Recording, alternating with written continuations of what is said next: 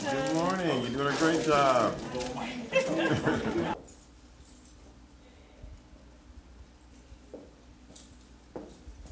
They hooked me up, right? I think. Yeah, we certainly could. Yeah. There are a lot of things I don't know. I'm okay. I'm good. I'm good. Oh, you need one yourself? Clearly? All over? Good morning to everyone on Thursday morning. Let me tell you, my name is Gerald Neal. I serve as Senator for the 33rd Senatorial District. I'm one of the coordinators of the African American Community Agenda Initiative, also known as AAI.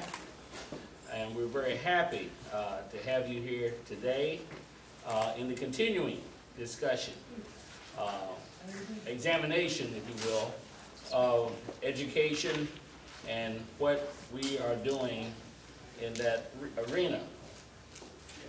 This mini-summit is one of a series of summits that AAI has hosted, bringing together policymakers and implementers to examine not only the policies, but also whether the policies bring about their intended objective. What is the policy? Is it effective? Does it bring about the intended outcomes? Does it have unintended or undesired outcomes? How can we bring about change where needed? What policies need to be modified, eliminated, or even replaced? AAI has held summits in areas such as economic development, and criminal justice, and education. There will be more. The mini-summits are designed to explore aspects of the continuing effort toward better outcomes. In other words, we have major summits that open up the door to an array of issues, and then we follow those up with mini summits to hone in on critical areas.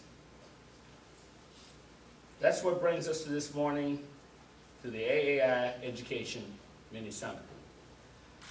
Before we begin, and I introduce Kevin Fields, who will be conducting and moderating this event, I would like to introduce the president of this college, university.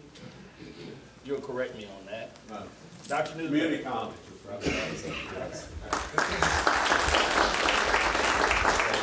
Thank you, Senator Neal.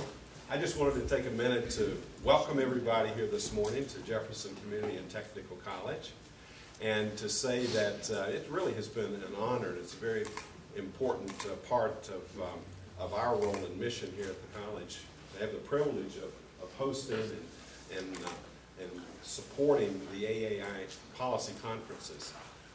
Your conferences always tackle very important, tough issues in our community, and you've had a special focus over the years, over the last several summits on education. And today is no exception.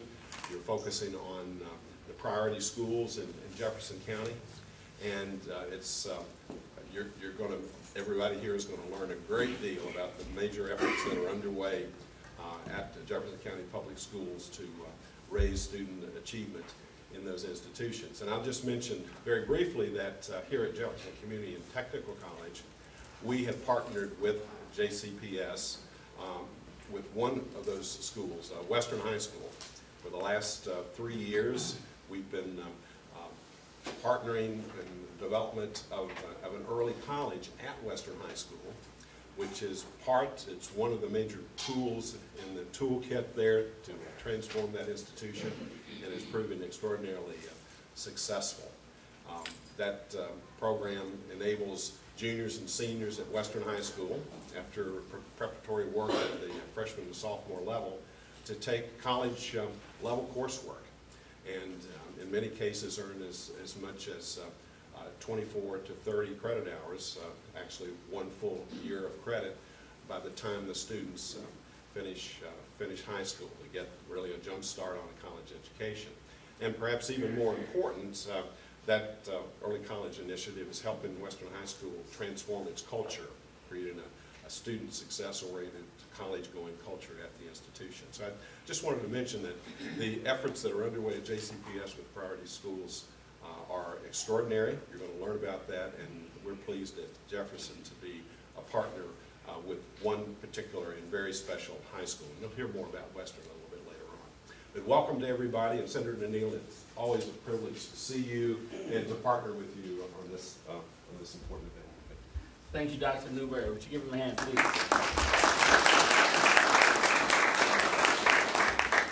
Let me point out to you that we're not only talking about the examination of various issues, we're also talking about educating the community. So you see in the room that this is being recorded, and I believe it's being streamed as well to various forums. And the reality is that this information organized in a different type of format will be presented even over the public TV station, which has involved us in that process and partnered with us in that process for several of our summits. So what we're talking about here and what we learned and engage in here is not limited to the four corners of this room. It's also going to be projected out into the community at large, and that's part of our mission with respect to AAI. Now it gives me great pleasure to introduce the individual that will coordinate and moderate, conduct the events this morning. Kevin Fields. Kevin Fields Sr. He's Senior Vice President, Chief Operating Officer of the Louisville Central Community Centers. Mr. Fields is trained as a civil engineer, urban planner, and public policy specialist. He brings a wealth of knowledge and expertise concerning the urban inner city affairs of Louisville Metro. His goal is to facilitate community solutions on critical policy areas including education, workforce development, housing, and urban development. In his current capacity at LCCC, Mr. Fields is providing leadership toward enhancing the capacity and quality of LCC's direct service portfolio, while helping to raise the organization's profile as a major catalyst for change. He earned a BS in Civil Engineering from Western Kentucky University and a Master of Public Administration and Urban Planning from the University of Louisville. I'm proud to say that Kevin, along with Alan Benson and others, have played very, very key roles consistently over the period that's enabled AAI to grow, develop, and extend its reach. With that being said, it's my pleasure to introduce Kevin Fields. Good morning, and thank you, Senator Neal. Thank you for your leadership. I also want to thank President Newberry and his team at JCTC. It's always great to come here and work with the staff to make these events go off rather smoothly. I want to welcome everybody here. We are not going to pull any surprises. Everything that we're going to cover is really been presented to our presenters as well as our participants in this 3-page handout that you should have received at the registration. If you don't have one, raise your hand and we'll make sure you get one. We've got some folks that can get you one. So we do have an agenda, and I'm pleased to say that it's been great working with the 3 groups that will be presenting today: Jefferson County Public Schools, Jefferson County Teachers Association, and Kentucky Department of Education. As we've organized and planned for today, getting the issues reviewed and discussed somewhat in advance was a part of the planning. And I just want to say thanks to those who have helped to put this plan together. My role is going to be relatively simple, just to keep the conversation going, try to make it as lively as possible, and I'm not really that excellent at being lively, but I'm going to try. But these are critical policy issues. We all know what the issues are. We're all concerned about those issues. Front and center to all the issues that we'll be discussing is the issue of student achievement. We want to center our solution planning to what it takes to increase and enhance student achievement within Jefferson County, with special emphasis on African American student achievement, and that's something that I know we are all concerned about. Now, in preparing for today, we had reached out to the U.S. Department of Education and had some conversation with some leadership there, and had begun to dialogue with David Johns. David Johns is providing leadership at the U.S. Department of Education. He is the Executive Director of the African American Excellence Academy initiative that began last summer when President Obama signed an executive order that pretty much proclaimed that we as a country really need to get serious about addressing African American achievement. And we wanted David to introduce himself via technology this morning and talk to us about some of the policy priorities that his office is leading. And one of the reasons why that is critically important for the work that we do in Jefferson County is because we believe that alignment is important, that when there's federal leadership that's speaking very directly about this issue of student achievement with specific reference to African American student achievement, then that needs to be resonated at the state level, it needs to be executed at the local level, and we need to strive to be in alignment. Now, we were going to do a Google Hangout with David Johns, but the Google Connect, he's new to it, and we here working with the team had it all primed up, but we couldn't make that connection happen. But we do want to bring Mr. Johns to Louisville in a future AAI initiative. So I just want to say on his behalf that you can go to the website of the U.S. Department of Education and seek out information that does address the federal priorities. Some of it is listed. We do have links. This third page in your handout is a set of links. And when you look at this document electronically, those links are hot, and you can simply click on them and go to the documents that are referenced. And in there you will see the item number 3, federal to local, that you can actually see the executive order that addressed the educational excellence for African Americans under Obama's signature, and then the other policy areas that affect that, including the Elementary and Secondary Education Act and Title I and so forth. So I did want to just say on behalf of David that the federal government is looking critically at this issue that we're addressing locally, and so there's more to come on that. At this point, I want to introduce our first panel. We're very pleased to have Dr. Donna Hargens and team, Dewey Hensley, Dr. Hensley, who we all know as the Chief Academic Officer for Jefferson County Public Schools. John Marshall, who also is here as an Assistant Superintendent for Equity, Poverty, and Diversity.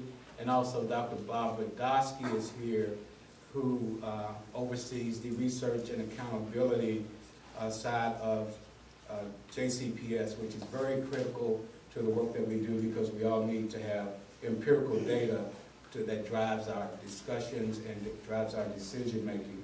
So we want to introduce this panel and ask them to come forward. There will be a presentation provided by Dr. Hargens, and then we'll have some additional panel discussion from the team, and we will allow a little bit of time for Q&A as we move forward. So I'd like to introduce Dr. Hargens, and you want to speak from here? Yeah, this is good. This is good if you can use that Okay, microphone. well, there is a microphone. I'm going to hand this one. We've got 2 there. Great. Thank you, Mr. Fields. And we so much appreciate Senator Neal and his leadership in these conversations and hosting these conversations. And also Dr. Newberry, who has been such a strong partner with the Jefferson County Public Schools, and he talked about his impact with Western. So what we want to begin with is first of all, most importantly, acknowledging that we have work to do, that we are not satisfied with the results, that one of the strengths of the team that we have is that we deal in the reality of where we are. And what we want to talk about is the aggressive actions and the things that we have in place to move Jefferson County Public Schools forward. So I want to talk first about the strategic plan, and you all have a copy of it. That is really an important document because this document was based on the work of curriculum management auditors who came in and looked at every part of the system. It is also based on research about what works. What do high-performing schools have in place? We took teams of people out to schools after reading the research to look at what works in Jefferson County. And we're going to talk about what the research says. So this is based on real observations, real conversations with community members and teachers and principals, but it's also based on research. So last year we had an audit, my first year in Jefferson County. We accomplished an audit, we accomplished an organizational review, and our board worked to develop this concise plan so that we had a roadmap to follow. And I want to acknowledge our board members for the hard work. That is really a lot of work to come to something that is this concise, and you have it in front of you. And what the plan is about also is it talks about the collaboration. So I really want to acknowledge our partners in the room, the Kentucky Department of Education and Dr. Deborah Powers, and the Jefferson County Teacher Association, represented by Alan Young. This plan is really about how we collaborate and how we partner together. So my favorite C word is collaboration. It's not credit, who gets the credit when things improve. It's not about control, it's about true collaboration. So I really want to acknowledge our collaborative partners also. But it's also important that this board-approved plan, that we have one plan. There's one vision that all JCPS students graduate prepared to reach their full potential and to contribute to society throughout life. There's one mission that the work of a school system is about instruction that inspires.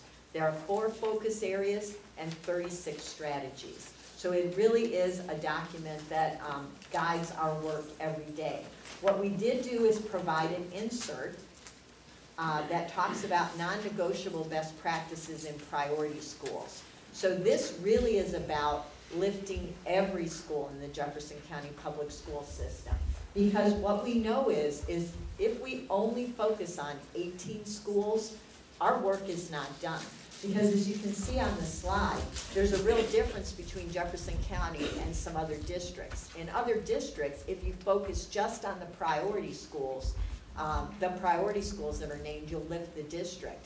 But if you did that in Jefferson County and ignored improving every school, you would really be missing 64% of our low-performing students. So we're about, and this plan is about, lifting every school, improving every school, but having differentiated support, which you can see on this handout for our priority schools.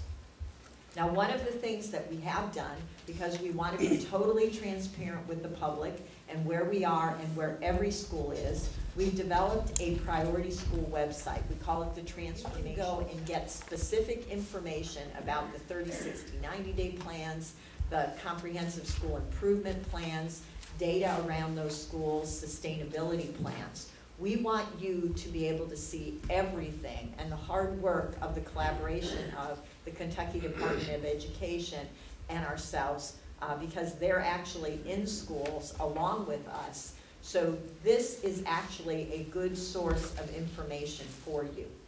Now, one of the things, and I'll turn it over to Dr. Radowski, is transparency with data. We want you to know exactly where we are with the priority schools. So we're just going to dwell on that a little bit. Okay, and this is actually going to be short. What we want our data to be is useful, and so eventually, like, you have to figure out what might be a dashboard that one can use to see if you're having success or if you're having a problem. So one of the dashboards that we have around our priority schools or around the transformation zone is what progress are you making on various measures that are part of quarterly reports that we basically give the department on our priority schools.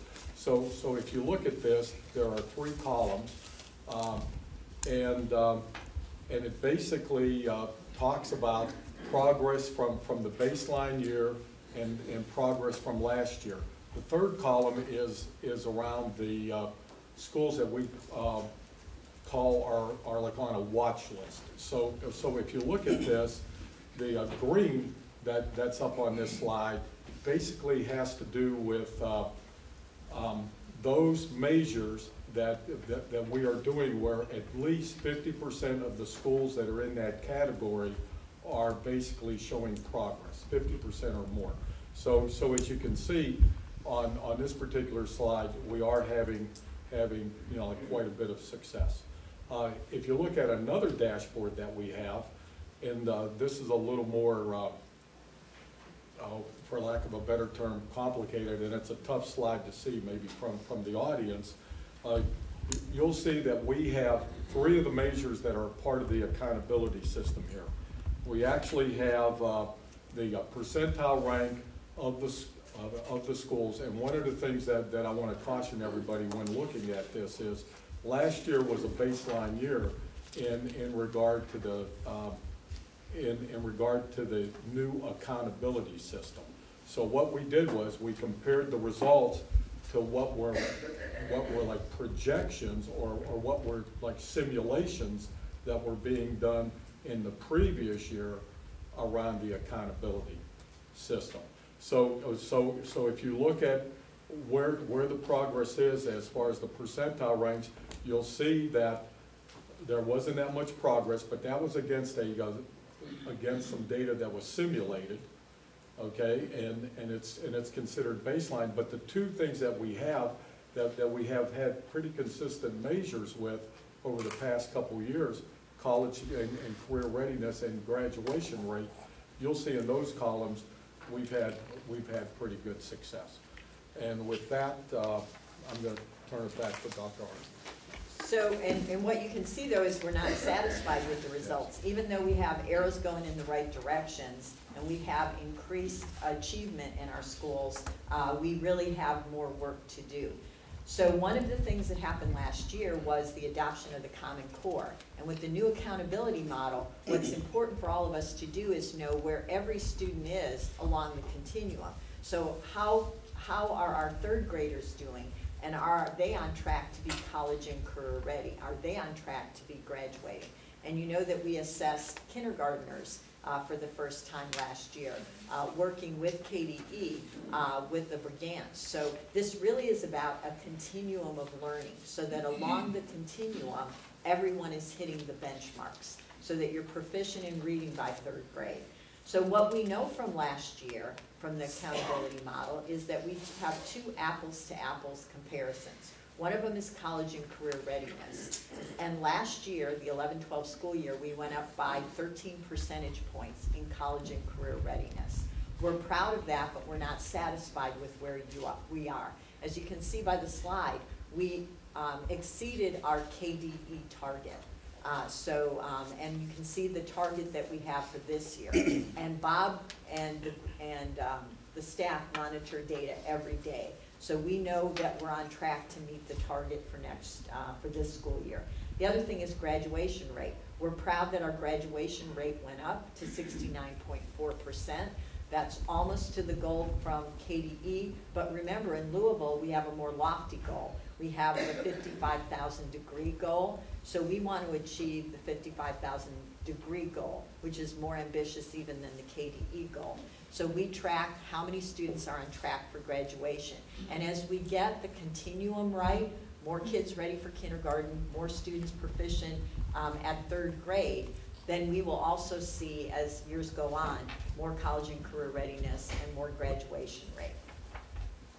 Now we do have some successes, and we're about celebrating successes and acknowledging the hard work that we have to do. But some of the successes that we did want to point out is that last year, as new superintendent of Jefferson County Public Schools, I accompanied David Mike from Western High School and Dr. Hensley, who was then with KDE, to present with Arnie Duncan on a panel in Washington. So that was really a highlight of last year for the work that Western High School had accomplished. We know that KDE has concluded concluded last April that the district does have capacity to lead the turnaround. And it's important again for me to emphasize, we are not turning around 18 schools. We, and it's a we thing, are turning around an entire district. So we really need to lift every school up. When you look at graduation rate went up overall. Some of our schools had over double-digit percentage gains in graduation rate. For instance, Valley is almost at 70%, Wagner is at 73.5%. So they did their job in raising the graduation rate, but all of our high schools need to increase graduation rate if we're going to move the needle of graduation rate overall. So we did have district-wide accreditors came in January and recommended us for district accreditation. KDE came in and did 7. Their hard work was 7 leadership assessments and found all of our principals in cohort 2 to have the leadership capacity. And then one of the things that we're most proud of recently is 11 of our schools were recognized in U.S. News and World Report. When they used their assessment and their data, they actually acknowledged 11 of our schools as medal winners as being the best in the top 25% of schools in terms of the progress they're making. And you'll note that 3 of those schools are priority schools. Fairdale, Fern Creek, and Western were acknowledged, along with the schools that you would expect to be acknowledged. So what we know that we have in place in priority schools, and I just want to highlight some things, our $28.6 million have been invested in priority schools with school improvement grants. There's already differentiated funding. KDE recovery teams have been on the ground in our schools since 10-11, since the first year of implementation of cohort 1. We now are arranged in area achievement with K-12, which is important. We know that we have aligned assessments, a new accountability model in the Common Core. That will help us. There are sustainability plans in each of the schools that you can see on that website. And KDE and JCPS now have a collaboration plan. It's really important in partnerships to really understand what everybody's role is so that we all can be contributing to the overall success of the schools. And what we know also in our schools is they have complete flexibility in hiring. Our priority schools have complete autonomy in who they hire when there's a vacant position. So I want to turn it over to Mr. Marshall and Dr. Hensley to talk about some of that research and some of our work. Okay. Good morning.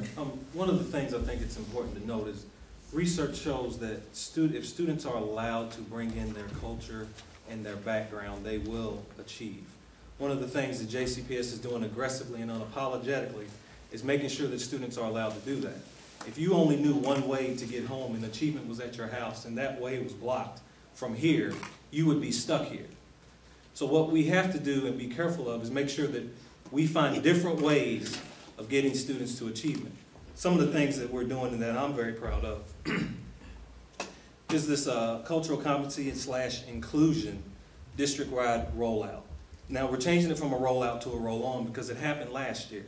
96% of our staff, not teachers, not just central office, from board members down to mechanics, has had some form of training on cultural competence. So what we're trying to do is continue that by making sure that we're allowing students to get to achievement by bringing in the things that they can bring. I heard someone say that everything I'm not has made me everything I am. So we have to understand that everything that these students bring in is something we need to look at as an opportunity to operationalize achievement. We cannot sit back and cookie cutter achievement to be one thing. All of our students, some of these students that are walking in the hallways right now, in this university came from JCPS. Teachers have done a lot of things to make sure that they got into this fine university, Western Kentucky University, and other ones. But the thing that we have to understand is that as we stick to the research, we have to make sure that students are allowed to bring in their differences. JCPS has, with the leadership of Dr. Hargens and our CAO, I will always say this, JCPS has and will continue to make sure that those differences are not looked at as deficits.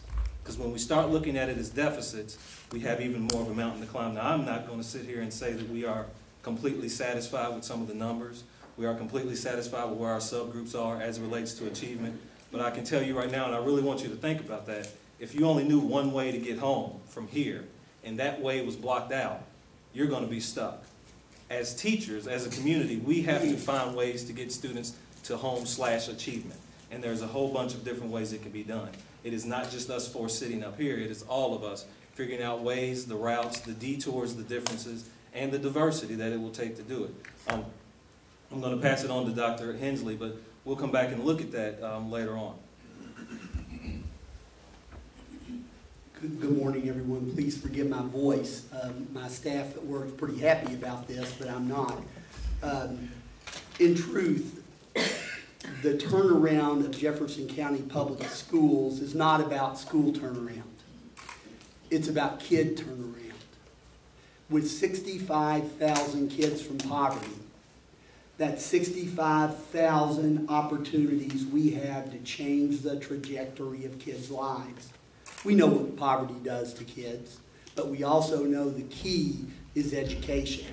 The key is our ability to give them access, all 65,000 of those kids, access to a top grade education, an education that has high expectations, an education where they are the center of our universe. Unfortunately, in Jefferson County, before Dr. Hargens arrived, there had been organizational drift. It happens in businesses, it happens in government, it happens in all kinds of places where there are large shifts away from the real mission. What Dr. Hargens has done with John Marshall and Bob and Dina and Mike Razor, who's up there, our entire cabinet, with the great partnerships we have in this community, with great people like Jonathan Lowe, with great people that work really hard every single day, what we've done is shift so that kids and schools are now the center of the universe.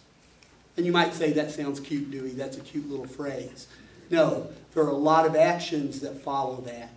We have changed our allocation of resources so that it targets individual kids. We've increased the numbers of interventions, the number of opportunities, the number of adults inside schools on a daily basis who surround those kids, encircle those kids, and give them what they need to move forward. We've been through one round of testing since the initial yearling, early bird kind of beginnings of that. And now we're moving forward and starting to see some of those things happen. For our priority schools, we've created, it's district-wide, but priority schools get top priority, student response teams at the district level, at the achievement area level, and at the school level. There are groups of people whose job it is, among other things, to sit around the table and brainstorm the ways they can support individual kids and change the trajectory of their lives. We are looking at early childhood and seeing that we have to invest in early childhood and in elementary education in order to ensure that we have a greater number of graduates. We're ready to graduate about 6,000 kids in the next couple of weeks, possibly a JCPS record. We're not sure yet. We're looking at those numbers. So we have a lot of good things going on that needs to be strengthened by what we do prior to that. So we are really focusing on individual kids. We're focusing on something I call naming them and claiming them. Inside each of our schools, we own these kids. We have great partners from KDE to JCTA to business organizations to this university to great churches, all of them that we're bringing together in a project called Louisville Linked. But the thing that we know, and the thing Tony Payton from the mayor's office and I have talked about, the thing we know is inside our schools is where the strength is.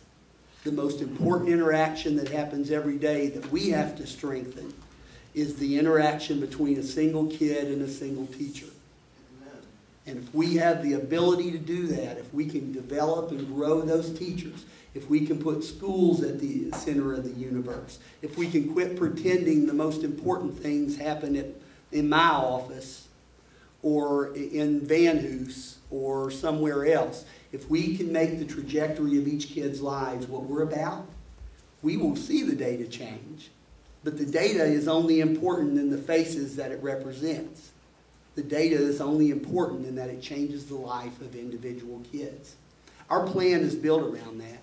in the largest organizational change that I've ever been a part of, and I worked at KDE and actually set up the District 180 office. This whole idea of priority schools, I was the associate commissioner for 9 months and had the good fortune to work with Dr. Holliday and the great people at KDE to help make this very thing happen. I know that inside and out, that the most important thing that we are going to do is take ownership of those kids and move them forward kid by kid.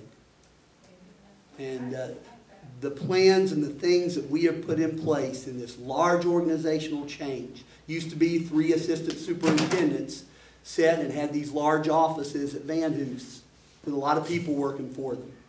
We eliminated those kind of positions and moved those people directly into schools, saving approximately $4.1 million that we could inject into schools. We have taken our resource teachers that spent a lot of time, and this was forced by the sequester and a lot of other things, and cuts to Title I funding that affects the lives of poor kids.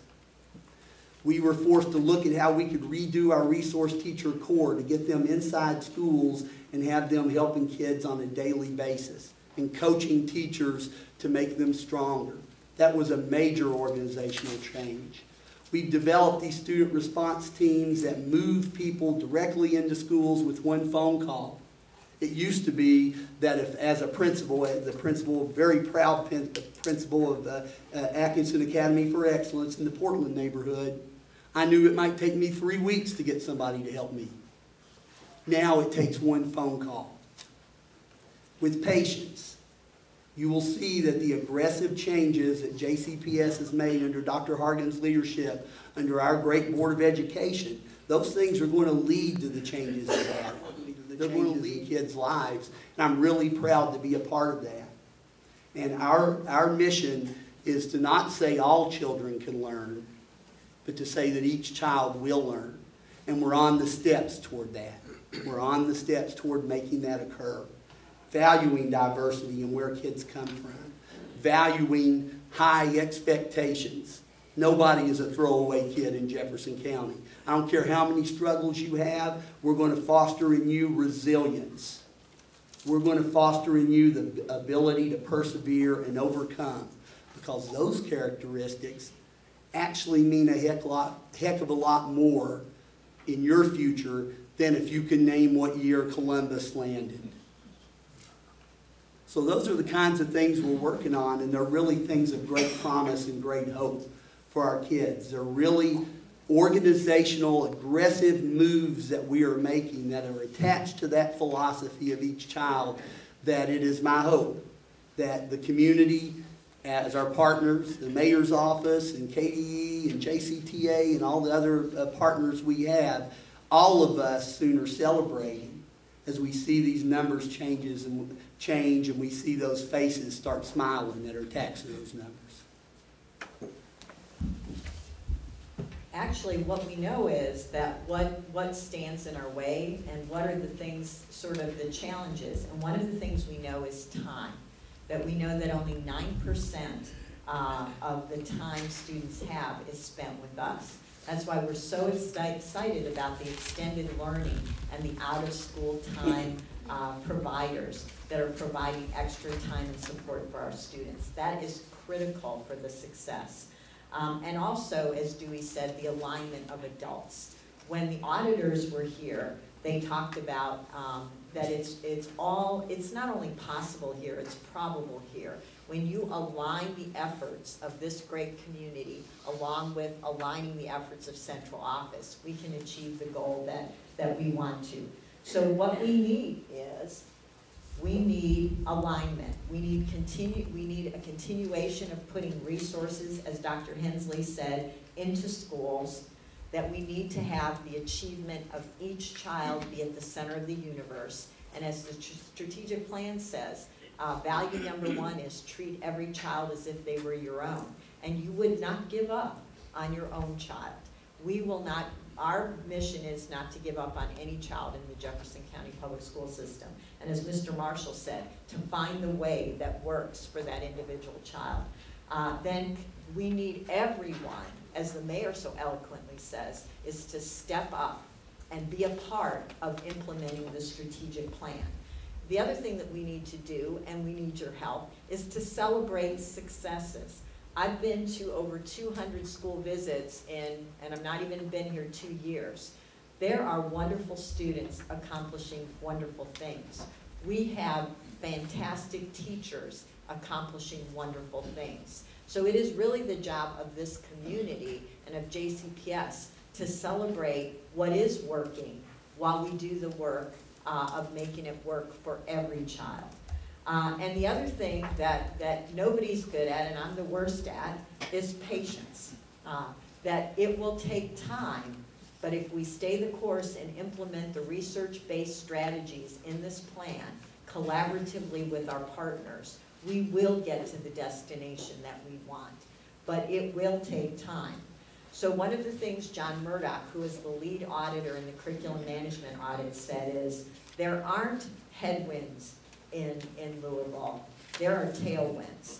So we have the will to do this in the Jefferson County Public School System, and they recognized that and the power of this community. So what we know is that the role of JCPS, if we're talking about partners and we're talking about what we need to do, is we need to own the success of every child. When I go into schools, I see that. I see data walls where staff is owning, the whole staff is owning every child. And I see students who are already college and career ready trying to help the students who aren't become college and career ready. So there's great ownership in our schools for every child. And we're all accountable for achieving our vision that all JCPS students graduate prepared. So what does success look like? We can't rest until all students graduate prepared. And we cannot rest until every one of our schools is improving, because we have students that are not being successful in all of our schools. We have students that are being successful in all of our schools. So as Dr. Hensley said, it's really about not only turning around 18 schools, it's about turning around a district, but it's about the turnaround is at the point of every child. So that is really what we're about, is lifting 155 schools, not just 18. And the last thing that I did want to mention is parent involvement is critical. And we don't want to not put parent involvement and the importance of parent involvement in this equation. So we celebrate and appreciate parent involvement, and it's part of this plan. And we know the power of the parent portal. We know that when you as parents can go in the parent portal and see how your child is doing, that gives you information that's very helpful to having them be successful. We're committed to parent meetings and conferences. Many have been held throughout the district, and we're committed to continuing to do that. And we're also about creating parent leaders. Parent academies with the Urban League. We're partnering also with the Pritchard Committee. We also know that we have to empower parents with information. And honest, transparent information is key. But we want to end Mr. Fields on this note. It's not a me thing, it's a we thing. We have complete confidence that we together, the community, our collaborative partners, KDE and JCTA, can meet this challenge and achieve this vision. And we have high aspirations. We want to be the best urban district in the United States. So, and we appreciate so much Senator Neal's leadership in convening this kind of conversation, because it's this kind of conversation and this ownership that will get us to our goal. So thank you. Thank you, Dr. Harlins. Thank you. I want to ask our audience to formulate a few questions. We may not get around to all of them. We don't have time for that, but we will get to some. But I want to start with a few. And Dr. Harlins, you had talked about capacity from a couple of perspectives. One, we know that JCPS is a large enterprise, and there is a tremendous financial commitment to education in the public sector here in Jefferson County. And we're going to have a look at the affairs of that through the external audit process, which is good. But I would like for you to talk a little bit about the audit and What do you anticipate there? What do you hope for? Are there any preconceptions? From the curriculum management audit, the two priorities were get the organization right, refocus on student achievement, and make sure we had a plan that guided us. What they found was that, we certainly have a strong financial department, but that we always don't link how we spend money to it impacting the students and reaching the desks of students. So my hope for the external review is that we really learn about best practices, learn about what we're doing well, but learn about best practices so we can continue to move dollars toward achieving student achievement, or increased student achievement. Lots of what we talk about is program evaluation. Continue to do what works, but stop doing those things that aren't impacting achievement. So that's kind of this external look will help us see those things. So the second half of the capacity question is that you just touched on the idea of looking at what you're already doing, and effectiveness, return on investment is critical in this analysis. Do you see any low-hanging fruit in terms of what to do from an economy, efficiency perspective? We've been doing, actually, for the last year and a half, is making changes to how we've been allocating dollars, and as Dewey said, pushing them into schools so that they can impact students. So we've made a lot of improvements. We've initiated some spending guidelines, but again, that is an important, how we spend our dollars. If they don't impact achievement, that's the only reason that we're there. So to build capacity within the system and a continuous improvement model about how we spend dollars. So we're looking forward to, again, getting that external review, and it's about best practices. We know that we will get affirmation about some of the things that we're doing really well, but we know that we're going to learn a lot, and we want our students to learn, so we're going to model that in learning how we can do that better. Okay, thank you for that. The return on investment that I'm referring to certainly is increased student achievement, and you talked about that the district, in its focus on addressing schools, is not looking at just the priority schools. You're looking at turning around a district. That said, there is concern about 40% of the district being African American students and the persistence of underachievement. So when we talk about return on investment from that perspective, the idea is how do we invest better, more effectively, to get an increased return, meaning we need to see African American students improving. Now, I like the focus on what happens outside the classroom as much as inside the classroom, but what we're looking for is impact, solutions, things that happen at a more rapid pace than what we've seen in the trajectories that you've shown. What does that take? Well, actually, what it takes is, and what the plan is about, is putting systems in place. And that's really what KDE is about, and what Dr. Powers is going to talk. The KDE teams are about helping schools put systems in place. On the district level, we're putting systems in place. So wherever a child is that's not achieving, that there is a system in place that naming and claiming, as Dr. Hensley talks about, that there is a plan for every child. So when you look at our children that are not college and career ready right now, that we can easily see what are we doing about that. We have great data that tells us what kids need. Now it's about organizing and making sure the dollars are going where the need is, wherever that child is in the district. So it's not just for some schools. When a child isn't successful, we know right now. There's a famous quote that says, we all know as much as we need to know. It's a matter of what are we going to do with it. We have an at-risk dashboard, so we can identify students early on that are at risk of not graduating. The question is having an individualized plan and making sure the resources are there to support the kids or the students wherever they are. So to me, when you talk about building capacity and return on investment, it's about having those systems in place that catch every student, no matter where they are, in a priority school or a non-priority school.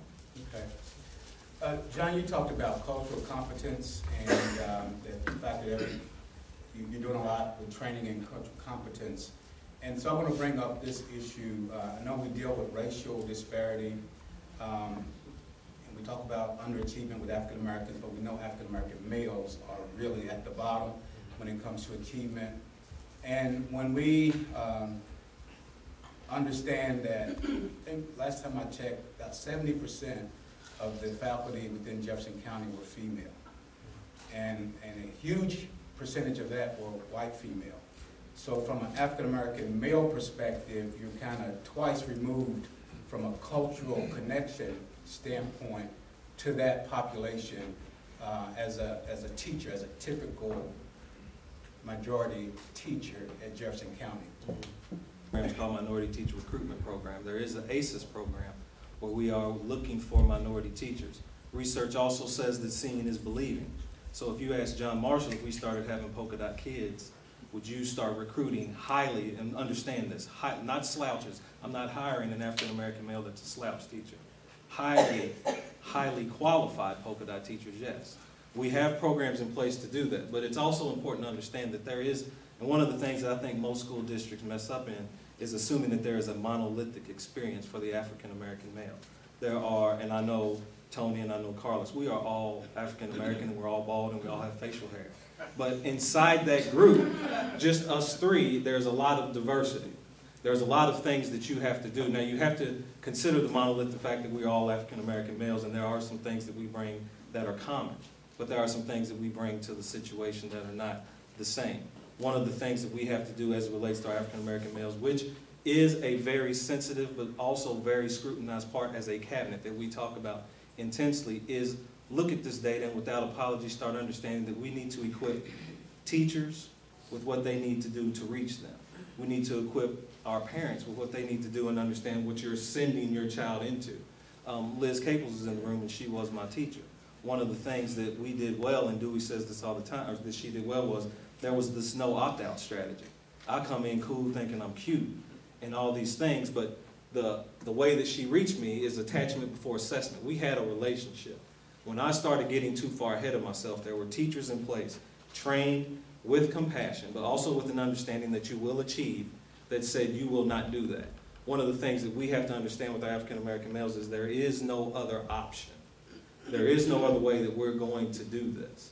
So when we talk about the African American male, Kevin, and we talk about the fact that they are low right now, I think one of the things that we need to consider and address is, are we understanding from which they came?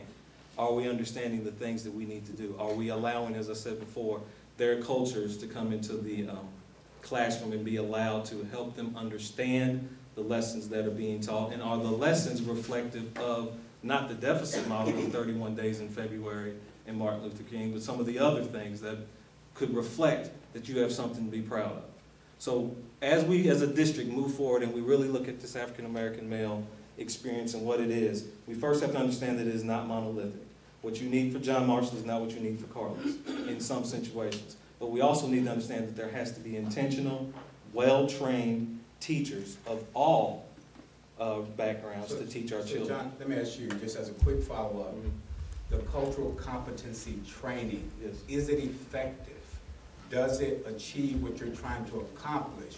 And is it the only way to address the issue that we're concerned about? No, it's not the only way to address the issue. One of the things that I will accredit, and this was before I got here, cultural competence. If you look at the schools, and Dr. Dawson brought to my attention, if you look at the schools that participated in the Cultural Competency Institute 3 or 4 years ago, they are lower in suspensions. Their pace for getting to the African American male seems to be a little faster, some of the things that they have put in place. So will I say cultural competency is helping? I absolutely will. Will I say that is the only practice? Absolutely not. There are some other practices that we need to put in place. But cultural competency is a long word for inclusion. We have diverse rooms in every room, but is every child included? We can't use this word diversity and say, well, we're diverse, we're fine. Yes, you're diverse, but are you inclusive? So I think what cultural competency does is really tackle that term inclusion. So I'm going to ask one last question, and I'm going to ask the audience to chime in with a few. And do we know about Global Linked? We know as a community about the district's commitment to collaborating with out-of-school time providers, supporting parental involvement. The district was very much involved with Bingham Fellows 2012 to help launch some new initiatives. Parent education is critical. So, again, what we're looking for is what will make a difference and what we get the best return on investment. Can you speak on that? Well, the first thing we know from research is that there's different parenting types. And often a trait in high poverty regions where, in terms of parenting types, is something called the accomplishment of natural growth. And it's where parents believe that education is 100% owned by the school and they own 0% of education. Their part is getting the kid dressed in the morning on the bus and there. And while that strategy is not to be critical of it, it's how I grew up in the mountains of eastern Kentucky, exactly how I grew up, was with that accomplishment of natural growth. My parents never were a part of anything that involved school. Neither had graduated from middle school, so they didn't have any connection to school as being the kind of place where they belonged. What we have to be able to do is copy a different parenting type called concerted cultivation. And concerted cultivation is where parents understand that they are the first teachers, that they have a partnership with school, and that school is one of the tools that educates their child, that they have the ability through the language that they use to cut into that 20 million word gap. Kids from poverty compared to kids of affluence by age 4 have heard 20,000 less words. And that develops an incredible gap for that kid to overcome by the time they get to kindergarten. So what we need to be able to do as a community is adopt across our entire region, from East End to West End, from South End to the North End, a concerted cultivation philosophy where parents, feel they belong in schools, that they have that sense of belonging. I talk about that a lot, the sense of belonging. We have to do a better job with our African American students and our kids from poverty to ensure they feel they belong inside our schools. One of my challenges growing up poor was a sense of belonging. I struggled with seeing myself as someone who fit inside a school. And what that does, what we know now, is it's very basic. You look at Maslow's hierarchy, the first thing that you need is, besides basic needs of food and shelter, is a sense of belonging. Then you get achievement. In the past, schools have operated the wrong way. They've made it so that you get achievement, then you get to belong. Then you get your picture on the wall. You're the star athlete or the president of the science club or the chess club. You have a niche. So part of what we're attempting to do is restructure and change our schools so that there's that sense of belonging inside the school, and B, that sense of belonging extends to the parents. So they have that sense that we're your partner, that we can work together around the well-being of our child and do very specific things that can cultivate our child to be more school ready. Right now, 36% of the kids that walked into kindergarten in Jefferson County Public Schools this year were school ready, according to the Brigance test. We need to be at 95%. That way, we don't have priority schools. When we get to 95% school readiness, we begin to close that achievement gap quickly, right at kindergarten. Not playing catch up, but closing the gap, making sure everybody has access to that kind of curriculum. So the concerted cultivation, using Louisville Linked, using the churches and great organizations in our community to build on what the mayor's office has a great phrase of count me in. So that when we talk about educating our kids, it's count me in. Everybody counts. So those are just a couple of things, Kevin. Thank you. I'm glad you touched on the kindergarten readiness issue with